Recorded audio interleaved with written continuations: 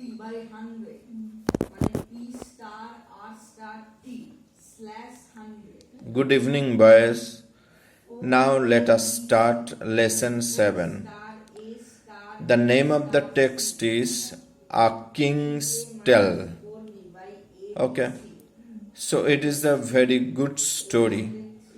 But before reading it, I would like to tell that you are already familiar with the character Arthurian legends, as whenever you were in the junior section in your snowflakes text, you have read about King Arthur.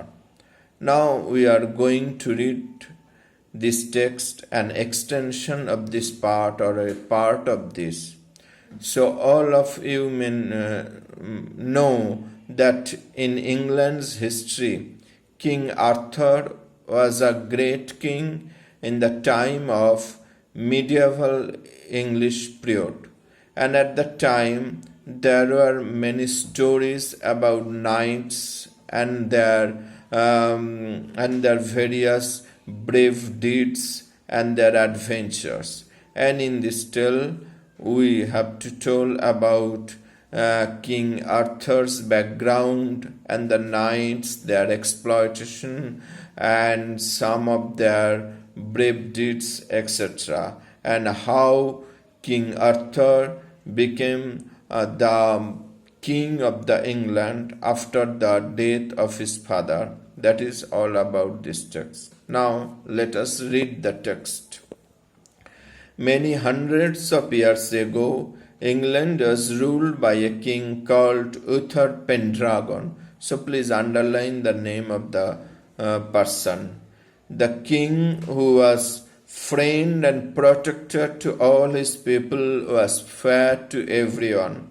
The people of Britain lived in peace and happiness, tending their flocks and thrilling their field.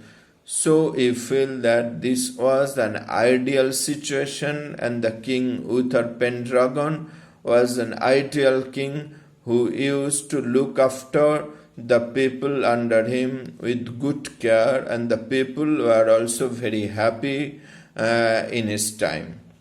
Now, the days are not always going in the same way. So now let us see what happened. King Uther Pendragon had married the beautiful lady Igraine and had a son. This child was the heir to the royal throne. So the king Uther Pendragon had a child. The king and the queen died soon after the baby was born. So that is quite unfortunate that the baby lost both of his parents just at his birth. It was a difficult time. Many of the king's opponents were looking to seize the throne. King Uther Pendragon had two wise counselors, Merlin, a prophet and a magician, and a brave knight, Sir Ulfias. So please underline these two names. It is important for your short question. They were greatly trusted by the royal family. When the king and the queen were no more, the two counselors made Sir Ector the trustworthy, a loyal subject of the king. On a cold and windy midnight, they placed in his hand a baby wrapped in a scarlet cloak. Merlin said, "We order you and your wife to bring up this child as though he were your own son." So from this part you know that the baby was quite unfortunate to lost his parents just after his birth. But now at the time, you know, in the royal family there were many faithful servants or followers. Here we have Merlin and Sir Ulfias. They too decides what would be the fate of the baby. So it was not wise to keep the baby in the palace. Why?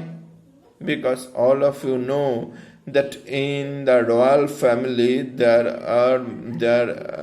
always used to be so many enemies who wanted to kill the baby because they had the desire to possess the kingdom. As all of you know that this baby would be the lawful ruler of the land when he would grow up. So the enemies must try to kill the baby in its infancy.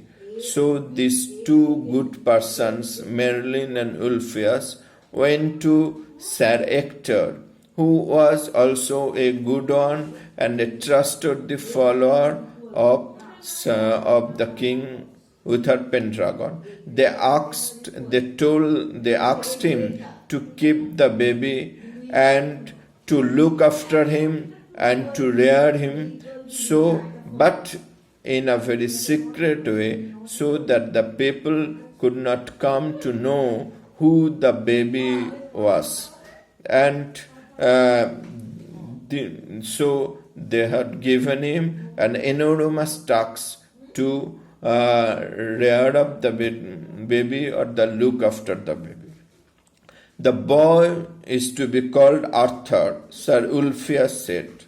Sir Ector, being a true knight, asked no question and promised to obey his late king's counselors. Sir Ulfias told Sir Ector that you should name the boy Arthur. Okay, so from this point you come to know that the name Arthur was given by not his parents but by Sir Ulfias. And as Sir Ector was a true knight, he did not ask any question to Sir Ulfias, and he obeyed the order and kept the name of the boy as Arthur. As Merlin and Sir Ulfias had feared, trouble broke out in Britain after the passing away of the king. The barons were fighting among themselves and plotting to capture the throne. Britain was in the grip of lawlessness. Travelers were regularly robbed. The peasants were unhappy. So this is the situation just after the death of the good king. So in every country, in every place, just when there was no one very strong in the power, all the power-hungry persons of that time try to capture the power, and in this way they were in an unlawful chase to have the power, and often fighting, quarreling break out. And therefore it was the same situation just after the death of Uther Pendragon, because all the barons were eager to be the ruler of the land, so they were fighting among themselves, and therefore the common people like travelers were robbed regularly, the peasants were unhappy. That is a totally chaos situations in the country, and it is always happened just after the death of the king. So now all are eagerly waiting for the arrival of a good king. So what will happen, we will come to know in the next unit. So follow the rendering of the next unit in the next video. Thank you.